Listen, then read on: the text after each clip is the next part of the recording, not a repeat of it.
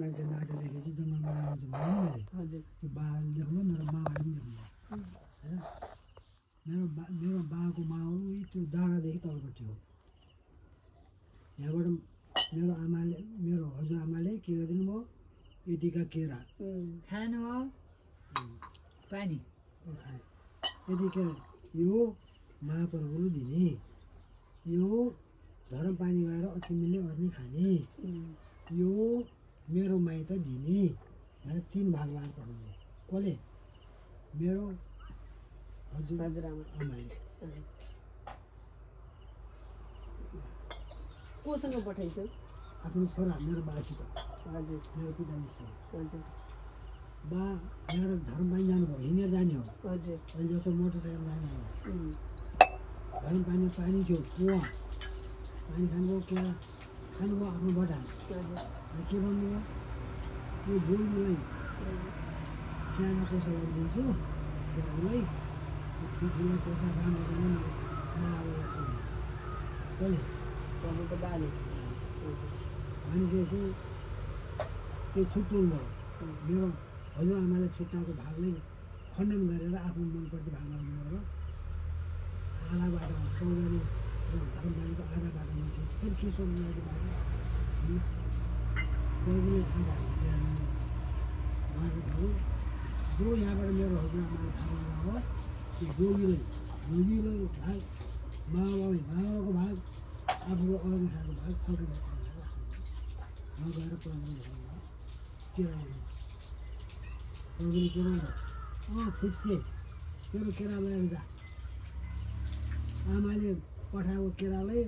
मेरो मावालाई लग्छु ठुल्ठुलो कोसा छ जोगीले जाइदिनु भन्थेस् लगेर जातिहरू केरा भन्नु गुरु महाराज श्रीमती भनेर बल्ल बल्ल त्यो केरा राख्नु। उहाँको चेला सुरीगिरी हुनुहुन्थ्यो उहाँलाई त हामीले पनि देख्यौँ नाच्ने मान्छे रोउने मान्छे स्वास्नी मान्छे सँगसँगै नाच्नु लागेको उहाँ बन्न पछि आउनुहुन्थ्यो भेट्दा जाँदा गर्ने बेला पनि भेट्दिनु नहुनु पछि थाली महाराजले लगाएर चाहिँ गरायो सुरीगिरी महाराज। अब यहाँ त भागवत आजन्म मातमपि नसठेन किञ्चित् हितं विधाय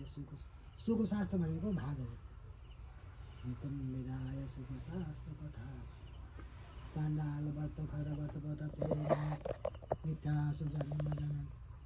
यस्ता यस्ता आदर्शमय भागवत छन् यिनले पैसा उठाएर सत्यनाश भने माओवादी जस्तो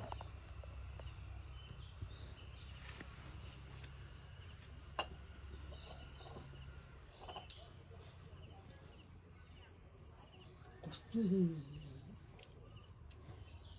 के अरे तिमीले जोगीको गाउँ के भन्यो अरे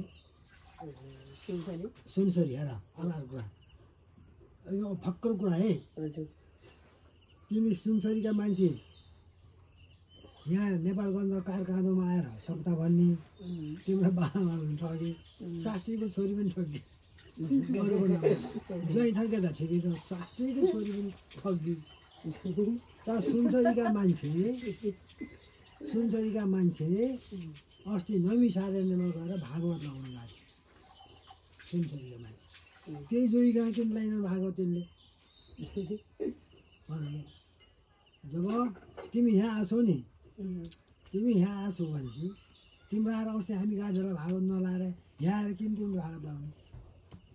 अब त्यो सुनसरीका मान्छे उहाँ गएर भागवत लगाएर नाचेका छन् त्यस्तै लोन मान्छे सोच्ने नाचेका छन् खत्तम छ।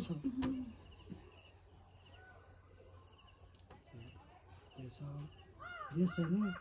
यसमा खत्तम भयो धर्ममा भातमा जातमा खत्तम भयो एकले अर्का ठगिकै छ। प्रचण्डले 17,000 त मारे होइन 5,000 मारे भन्यो। अब तिम्रो यो गुरुजी म त अचम्पाले मैले त्यसरी अलिबेर हेरेँ नि नबोलेर हेरेँ नि हस्तस्य भूषणं दानं अर्को आयो हस्तस्य भूषणं दानं सत्यं कण्ठस्य भूषणं शास्त्रस्य भूषणं शास्त्रं भूषणे किं विद्वानलाई के को त्यसले फेटा चाहियो विद्वानलाई के को मजुको पग यहाँ हाल्नु पर्यो झाँक्री पो हाल्ने हो होइन जसले दान दिन्छ दान यसो अन्नदान प्रदान दान गर्छ त्यसलाई औँठीको आवश्यक छ। सत्यम कण्ठस्य भूषण, जो सत्य बोल्छ साँचो बोल्छ भगवान्का गुण गान गाउँछ, पाउँछ पैसा माग्दैन, मन्दिर बनाउँछु ल्याऊ यहाँ हाल देवी भनेर देवी शब्द लाउने, पैसा माग्ने गर्दैन। त्यो सत्य बोल्छ साँचो बोल्छ। कहिलेमा पैसा हुन्छ पैसामा कली छिपिएर बस्या हुन्छ भन्ने मान्छेलाई के को यहाँको ऊ चाहियो कन्ठ चाहियो। त्यो रामले पनि लगाएको कृष्णले लगाएको सातस्य भूषणम शास्त्रम होइन कथाहरू सुन्छ तिनको लागि यहाँ गर्नको आवश्यक पर्दैन। अब त्यो झिल्के स्वभाव त्यो चन्दन लाछन् लुगा फेरि फेरि लाछन्, उता कसले हिरो हिरोइन भन्छन् नायक नायिका गाउने मान्छेले लुगा फेर्ने लाउने झिलिमिली पार्ने हो। पण्डितहरूले पण्डित त त्यसै भइहाल्छ शास्त्रले उज्जवले। अब त्यो त्यस्तो एउटा मेरो त हाम्रो त कस्तो पऱ्यो मेरै वंशभित्र 8 क्लास पढाए मान्छे त ठुलो विद्वान भएको छ, नैविसारण्य र नैनताल छुट्नु सक्दैन। एउटा साँच्चै नै पढेको दिल्लीमा गएर एमबी पार्दा सरस्वती क्याम्पसको प्राध्यापक भएको रिटायर भएको मान्छे त्यो चाहिँ जुई भएर जाने मलाई मुडा जम्मा गरिदिएर मलाई पैसा जम्मा भक्त जम्मा गरिदिएर जोगी भइसक्यो के को मुडा चाहियो के को भू चाहियो। यस्तो छ वेदको लागि। त्यस कारणले यो मैले भने सारांश के हो भनेपछि मैले तिमीलाई उदाहरण पनि दिएँ नि एउटा उद्योगपतिको क्या कारखाना छ कारखाना खोल्या छ छोराछोरीले पढाएपछि ल तैँले त्यो सम्हाल तँले ल तँलाई त यति हाल्छ जति बाहिरको मान्छे त्यति दिन्छन् छोरालाई पनि छोरीलाई पनि। अनि त्यहाँदेखि त्यो महिना के गर्छन् फेरि बाबुले यो तेरो बिहामा छुट्टा तेरो उसको लागि छुट्टा अनि बाँच्नेको पैसा हाम्रो तीर्थबाट दबाउने गर न त्यस्तो छ। अब यहाँ त के छ सुन हेरे त एमबी पढिसकेपछि कहाँ जाऊँ अस्ट्रेलिया जाऊँ कि अमेरिका जाऊँ भन्छ भनेर भन्छ। अस्ति कसले हो त्यो हाम्रै मान्छेले ए तिम्रो माइला हजुरबाको छोरी दामी छोरीको छोरी नातिनीले के गर्नु हजुरबा म त अब यो संस्कृतिको छु विदेश जान्छु मलाई कस्तो बाण हाल्यो भने अहिले बाण हालेपछि मलाई हुन्थ्यो दुःख लाग्यो अब मैले पनि किन लाग्यो बुवा त्यति दुःख किन लाग्यो? हेरेको हाम्रो छोरी मान्छे पढेर नेपालमा बसेर मौलिकताको आधारमा सानो जागिरबाट बैदा खर्दारै किन नहोस् खानेमा विदेश ताक्ने विदेश कस्तो हुन्छ रेडियोले भन्छ पटकमा होइन कस्तो अलपत्र परेका छन् मान्छेलाई। त्यस्तो अवस्थामा म बाउले राम्रो तहसिल गर्दै भएछ त त्यस्तो भन्ने थिएन नि। हाम्रो दामुको कमजोरी भयो रक्सी खाने झाड खाने श्रीमतीलाई हेला गर्ने त्यो साम्रै छ त्यो दामीको दुलै माया हो के नाम शारदा हो कि के हो राम्रो छ त्यो घर धानी। अहिले त्यो हेरेर देवको दुलै केही एक छैन नि। आज छोराछोरी मेरै परिवारमा म त एसएलसी गरेपछि विदेश जान्छु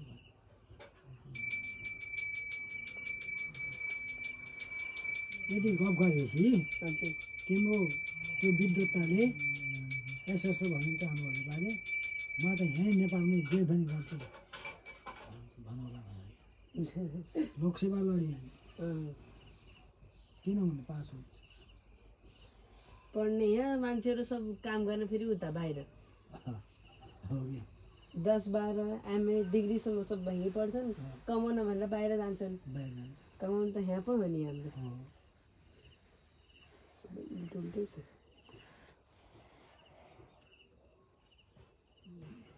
मैले यसै देख्छु र कोही बेला चोर तान्छु अहिले कति दियो 15 दिनमा मैले छ छैन तिमीहरू बसेँ हजुर अब छोरीसित पनि लाज मान्नुपर्छ खाइन अनि फेरि अर्को दिन तीर्थ भइयो होइन आउँदाखेरि औँसीमा होइन अब दुःला खाएन आज आज हो कि हिजो हो मलाई त्यसै सोचेँ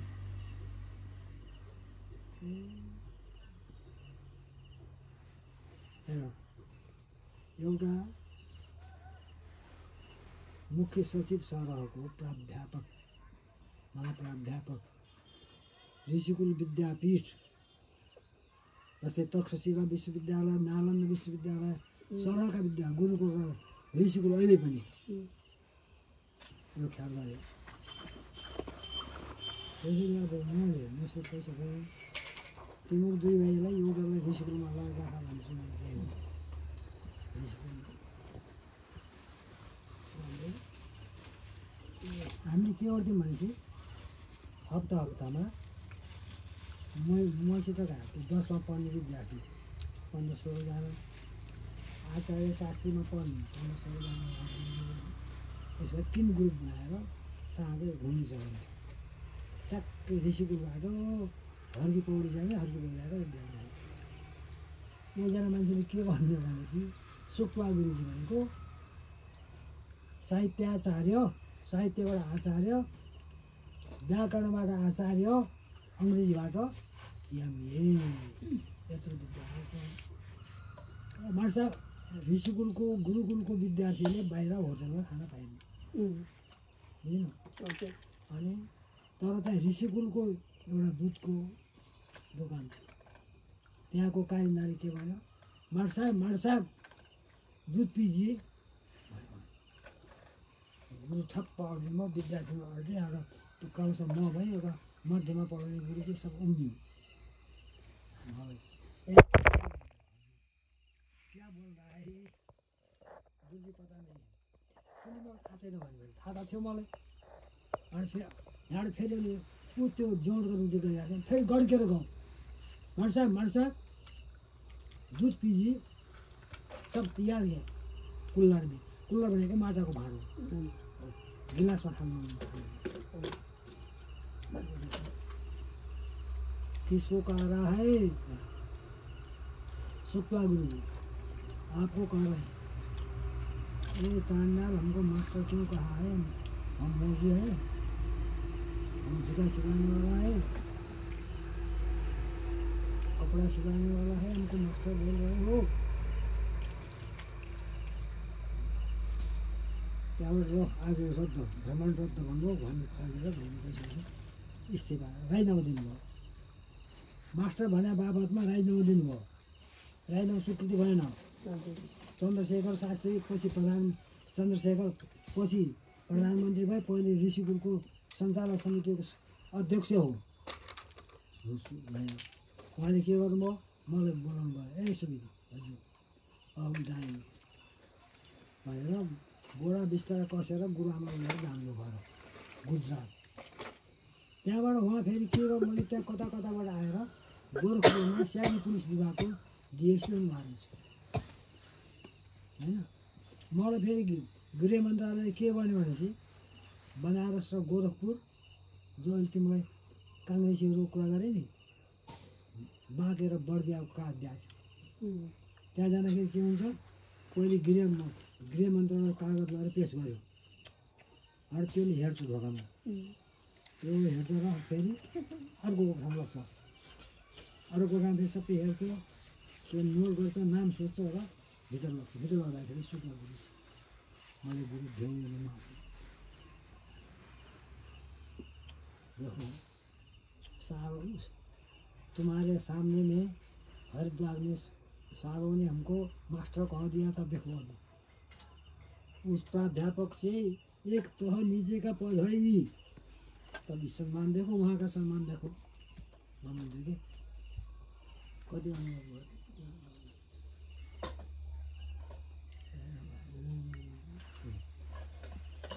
अब तिम्रो कुरा सुन्ने नि तिम्रो आमा र तिम्रो बाले मलाई रिक्स हुन्छ मैले त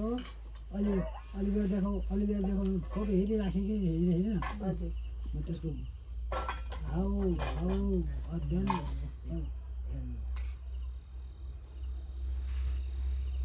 बरु त म गएर सकेन खाएर अझै